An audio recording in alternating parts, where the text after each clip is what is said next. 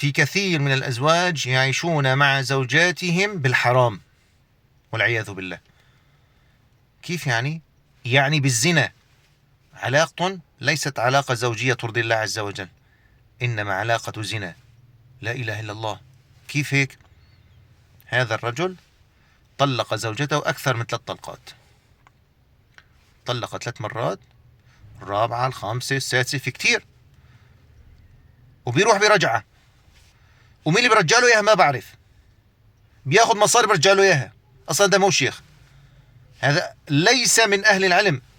هذا أمر.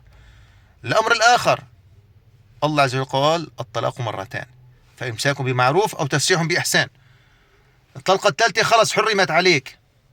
طب في أولاد وعائلة وفي خربان بيت، مين قال لك تطلق؟ مو أنت رجال؟ خليك عند رجولتك. عندك أولاد وعندك عائلة، ما كان لازم تطلق، وطلقت، انتهى الموضوع. وإن يتفرقا يغني الله كلا من سعته.